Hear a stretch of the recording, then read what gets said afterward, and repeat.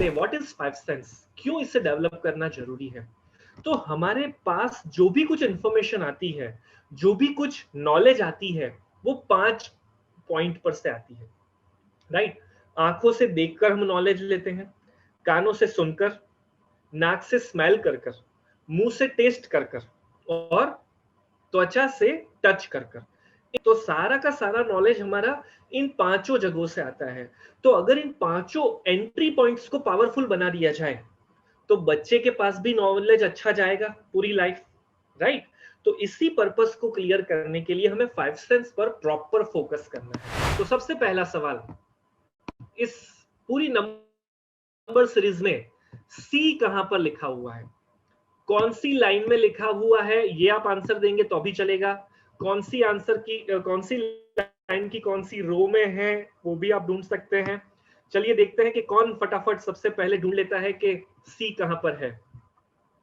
Okay, Anjali जी, वैदेही जी, प्रतीक्षा जी, प्रियंका जी, करिश्मा जी, सभी के answers फटाफट आने लग गए हैं एंड ऑलमोस्ट सभी राइट हैं। अब तो फटाफट पकड़ में आ गया सभी को, नीचे से तीसरी लाइन और सेकंड लास्ट वर्ड, राइट, वहां पर ओ की जगह सी है। चलिए आगे बढ़ते हैं। अगला सेगमेंट आता है लिसनिंग, सुनना। अब ये सुनने वाली बात बड़ी महत्वपूर्ण है। क्यों महत्वपूर्ण है? तो हमें यहाँ पर अभिमन्यु को याद करना है। हम सभी को याद है अभिमन्यु की कहानी। अभिमन्यु की माता 7वें चक्र की बात करते समय, सुनते समय सो गई थी, राइट। तो यहाँ पर हमें क्या समझना है सुभद्रा की इस घटना पर से, कि जब अच्छी बातें चल रही हो तब मेहरबानी कर कर जाग जाओ और सुनो उन बातों को, राइट। और जब नेगेटिव बातें चल रही हो तो क्या करना है, कान बंद सो जाओ, राइट। तो भले अभिमन्यु ने तो बलिदान दे दिया, ये बात हमें समझाने के लिए, पर उसका बलिदान सही तरीके से सफल बनाना है हमें मिलकर, राइट। तो ये हमें समझना है कि कब सुनना है और कब नहीं सुनना है, राइट। तो कोई आकर डांट रहा है, नेगेटिव बातें कर रहा है, कान बंद सो जाओ। और जब भी कोई इंपॉर्टेंट बातें कर रहा है तो ध्यान से हमें सुनना है, क्योंकि वो इंफॉर्मेशन हमें कहां पहुंचानी है, बेबी तक पहुंचानी है। तो इस काम के लिए हम क्या करेंगे, तो आप कटोरी, चम्मच वगैरह सब जो लेकर बैठे हैं उसे अपने पास ले लीजिए और हमें अभी म्यूजिक बजाना है, राइट। नॉर्मली बर्तन बजते हैं तो पड़ोसी सोचता है घर में झगड़ा चल रहा है, राइट। उन्हें जो सोचना है सोचने दीजिए, हमें तो अभी म्यूजिक बजाना है और उसे सुनना है। तो कटोरी और ग्लास दोनों को उल्टा रख दीजिए और ले लीजिए अपने हाथों में चम्मच, और चम्मच से कटोरी और ग्लास को हम बारी बारी बजाएंगे, राइट। पहले 1 1 एक एक रिदम बजाएंगे दोनों साइड, फिर 2 2, कटोरी पर भी 2 बार और ग्लास पर भी 2 बार, और इसे कंटिन्यू करेंगे, राइट। 5 बार हमें ये प्रैक्टिस करनी है। चलिए स्टार्ट। यस, प्रतीक्षा जी ने बिल्कुल शुरू कर दिया है, शायद वो तो तीसरी बार भी पहुंच जाएंगी, इतना तेजी से कर रही है। अब जब आप ये बजा रहे हो तब ध्यान, कुछ आवाज आ रही है,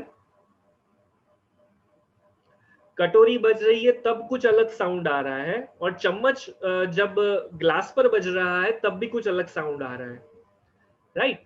इसी तरह अलग अलग चीजों से अलग अलग प्रकार की आवाज आते हैं। अब आपको क्या करना है, अपनी आंखें बंद करनी है और आंखें बंद कर कर आपके आसपास और कौन कौन सी आवाजें आ रही हैं उन्हें रिकॉग्नाइज करने की कोशिश करिए। जो भी आवाजें आपको सुनाई दे रही है वो आपको चैट बॉक्स में लिखकर भेजना है। यस, फैन, कहीं पर टीवी का कोई प्रोग्राम चल रहा है, बाजू वाले रूम में टीवी चल रहा है, कहीं पर कुत्ता भौंक रहा है, घड़ी की टिक टिक, ओके वेरी गुड, बर्ड की आवाज। अब देखिए ये सारी आवाजें आपके आसपास ही थी, पर हम सेशन में इतने बिजी थे कि हमें ये आवाजें सुनाई नहीं दे रही थी। अब ये कितनी सिंपल सी प्रैक्टिस है, खाना बनाते समय कर सकते हैं हम। कॉन्स्टेंटली पॉजिटिव चीजों को और हमारी हियरिंग कैपेसिटी को पावरफुल बनाने के लिए ऐसी डिफरेंट डिफरेंट एक्टिविटीज करनी है, अलग अलग प्रकार की आवाज सुनने हैं और उन्हें रिकॉग्नाइज करने की कोशिश करनी है, which is smell, right. Smell कर कर हमें चीजों को पहचानना है।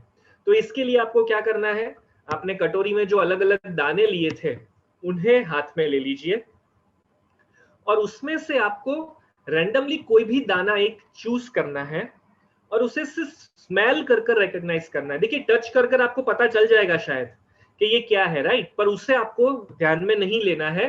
हो सके तो उसे उठाकर सीधा अपनी पाम में ले लीजिए ताकि आपको उसका शेप रिकॉग्नाइज ना हो सके, और उसे आंखें बंद कर कर स्मेल करने की कोशिश करिए और स्मेल कर कर रिकॉग्नाइज करिए कि ये कौन सा दाना है। आपको 3 अटेम्प्ट करने हैं, 3 बार आपको ट्राई करना है और फिर मुझे स्कोर लिखकर बताना है कि कितना सही हुआ। 2 out of 3, 3 out of 3, 1 out of 3, क्या सही हुआ? क्या स्मेल कर कर हम अनाज के दानों को रिकॉग्नाइज कर पा रहे हैं? हमें टेस्ट बिल्कुल भी नहीं करना है और ना उसे टच से रिकॉग्नाइज करना है। ओके, दिशा जी का स्कोर आ गया 0। आशा जी कह रहे हैं नहीं रिकॉग्नाइज हो पा रहा। यस, बाकी सबका क्या स्टेटस है? Not too much, right. Vaidehi ji कह रही है कि इतना ध्यान नहीं पड़ रहा। Mamta ji again saying no, no smell, no dal. अब देखिए हर एक चीज की थोड़ी बहुत स्मेल है, पर हमें रूटीन में उसे प्रॉपरली स्मेल करने की प्रैक्टिस नहीं है। तो हमें ये चीज ट्राई करनी चाहिए। किचन में आप जब भी कुछ खाना बना रहे हो, सब्जी बना रहे हो, तो ट्राई करिए जो भी चीज आपके आसपास आ रही है इस्तेमाल करने के लिए, उसे स्मेल करने की कोशिश करिए, उसकी स्मेल को रिकॉग्नाइज करने की कोशिश करिए। काफी बार क्या होता है, हमारी नाक में जो स्मेल करने के जो कोश हैं वो इस्तेमाल कम होने की वजह से धीरे धीरे डेड होना शुरू हो जाते हैं और फिर पर्टिकुलर स्मेल्स काम ही नहीं कर पाती, राइट। अब इससे कोई नुकसान नहीं है इतना बड़ा, क्योंकि रूटीन लाइफ में हमें कोई डिस्टर्बेंस नहीं आ रहा इससे। जो चीजें समझ में, अभी मैं आपको कहूं कि अपने मेकअप किट में से एक स्प्रे निकालिए और उसे स्मेल करिए तो उसकी स्मेल आने वाली है अच्छे से, राइट। पर हमें बारीक से बारीक चीजों की स्मेल को रिकॉग्नाइज करने की प्रैक्टिस करनी है और ऐसा करने से हम बेबी को भी इसका बेनिफिट दे पाएंगे, राइट। अब देखिए अगेन ये एक्टिविटी कितनी आसान है, रूटीन घर में खाना बनाते समय भी हम कर सकते हैं, कुछ भी काम करते समय कर सकते हैं। आप अगर बर्तन धो रहे हो, कपड़े धो रहे हो, तो उस समय भी ये एक्टिविटी कर सकते हो। डिटर्जेंट को स्मेल करने की कोशिश की, हर कपड़े में से एक अलग प्रकार की स्मेल होती है, तो हम ऐसी भी प्रैक्टिस कर सकते हैं। फिर बारी आती है टेस्ट की। यस, टेस्ट के लिए हमें क्या करना है, तो मसालादानी को निकालिए, खाना नहीं पकाना, पर आपको 2-3 मसाले उनमें से रैंडमली मिक्स करने हैं अपनी हथेली में, राइट। चुटकी चुटकी थोड़ा सा लीजिए और मिक्स करने के बाद उसे टेस्ट करिए। मिक्स करते समय या उसे उठाते समय आपको उसे देखना नहीं है, आंखें बंद कर कर रैंडमली कोई भी 2-3 मसाले इकट्ठे करने हैं अपनी हथेली में और मिक्स करने के बाद उसे चखना है। चखकर आपको रिकॉग्नाइज करना है कि ये 2-3 क्या क्या चीजें मिक्स हुई है, राइट। और अगर हस्बैंड आपके साथ हैं या आपके कोई फैमिली मेंबर आपके साथ हैं तो उन्हें कहिए, आप आंखें बंद रखिए, उन्हें कहिए कि 3-4 चीजें मिक्स कर कर आपकी हथेली में रख देंगे और आपको टेस्ट कर कर उसना है।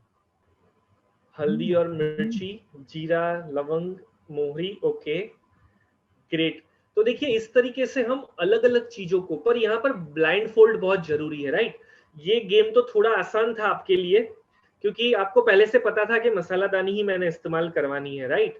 पर जब ये नहीं पता है और तब आप ये ट्राई करते हो तब बड़ा मजा आता है, राइट। तो इस तरीके से भी हम प्रैक्टिस कर सकते हैं डिफरेंट डिफरेंट चीजों को टेस्ट कर कर, ताकि हमारी टेस्ट बर्ड भी प्रॉपरली एक्टिव रहे। चलिए एक और एक्टिविटी, टच। यस, ये एक बहुत महत्वपूर्ण चीज है कि हम टच के द्वारा सारी चीजों को रिकॉग्नाइज करते हैं, राइट। कपड़ा हो या कोई भी चीज हो, हम टच का उपयोग करते हैं। तो जरा अपनी पाम को यहाँ से चेक कर कर तो देखिए, यहाँ पर क्या कोई मशीन लगाया हुआ है कि जिससे हमें पता चल जाता है कि क्या चीज है। यहाँ पे कुछ सेंसर्स हैं यहाँ पर ऐसे। दिशा जी क्या लगा आपको, कोई सेंसर्स मिले यहाँ पर? नहीं, आशा जी को भी नहीं मिले, करिश्मा जी को भी नहीं मिले, कोई सेंसर्स नहीं है। पर इसको टच कर कर देखिए और फिर पीछे के हिस्से को टच कर कर देखिए, दोनों के टच में कुछ फर्क लग रहा है, राइट। माइन्यूट सा फर्क है। अब देखिए हमारे हाथ में ही कितने सारे वेरिएशन है। आगे का टच कुछ अलग है, पीछे का टच कुल अलग है। नेल्स को टच कर देखिए, बिल्कुल डिफरेंट टच है। हेयर को टच कर देखिए, टिथ, दांतों को देखिए, हर एक की स्मूथनेस, हर एक के टेक्सचर्स अलग-अलग हैं। अब हम इस उंगली एक हाथ की पाम पर आंखें बंद कर सिर्फ उंगलियों को घुमाने की कोशिश करते हैं। एक उंगली को घुमाने की कोशिश करिए और जब भी आपकी उंगली किसी रेखा पर आए, तो उस रेखा को फॉलो करने की कोशिश करिए।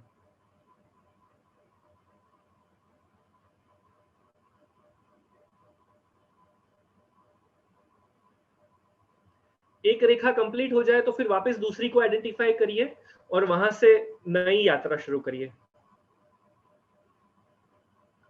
फील हो रही है? कितना अमेजिंग सिस्टम बनाया है भगवान ने। इसी हाथ का इस्तेमाल कर हम कपड़ों का फर्क पहचान लेते हैं, राइट? आप लोग एक्सपर्ट होते हैं ना, ये साड़ी भैया शिफॉन की नहीं है, ये इसमें नायलॉन नहीं मिक्स किया हुआ है, ये सिल्क है, वगैरह वगैरह। पर कभी हमने ये नोटिस किया कि ये सारा होता कहां से है? इससे। तो इसकी केयर करनी बहुत जरूरी है और हमें टच के बारे में हमारे बच्चों को एक प्रॉपर मैसेज समझाना भी रिक्वायर है, राइट? गुड टच और बैड टच क्या होता है, राइट? तो ये सारी सेंसेस हमें टच की एक्टिविटीज से और ज्यादा अच्छे से समझ में आएगी। ये सारी एक्टिविटीज कहीं ना कहीं हमारी लाइफ में इम्प्रोवाइजेशन लाएगी और हमसे ज्यादा हमारे बेबी के अंदर एक मैसेज क्रिएट करेगी। क्लियर? तो ये करने के लिए हमें अगेन कोई एक्स्ट्रा टाइम निकालने की जरूरत नहीं है।